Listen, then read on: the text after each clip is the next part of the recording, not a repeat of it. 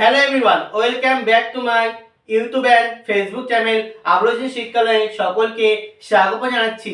আজকে আমরা আলোচনা করব মাধ্যমিক 2026 সালে জিওগ্রাফি 3 মার্কের সাজেশন।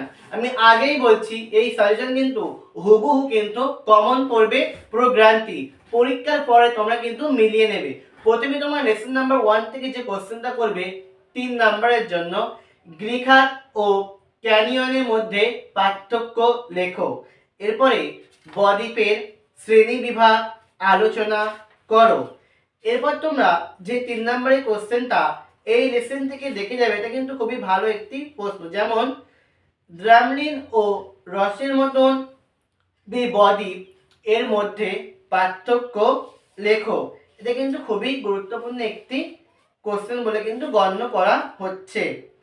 এরপরে তির্যক বালিয়ারি ও অনুদৈর্ঘ্য বালিয়ারি বলতে কি বোঝায়, এটা তোমরা এখান থেকে দেখে যাবে। এই হাতে গোনা কয়টি কোশ্চেন এখান থেকে দেখলে নিঃসন্দেহে তোমরা এখান থেকে একটি কোশ্চেন কমন পাবে। এরপর লেসন নাম্বার 2 অর্থাৎ বায়ুমণ্ডল।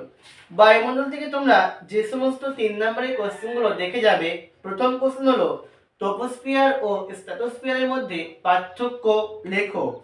ওজোন স্তর বিন্যাসের প্রভাবগুলি আলোচনা করো। এরপর তোমরা এই লেসন থেকে আর দু একটি কোশ্চেন দেখে যেতে পারো। যেমন ভারতের মৌসুমী বায়ুর সঙ্গে এল নিনোর সম্পর্ক আলোচনা করো। এইটুকু করলে কিন্তু লেসন নাম্বার 2 থেকে কিন্তু তুমি হুবহু কমন পেয়ে যাবে।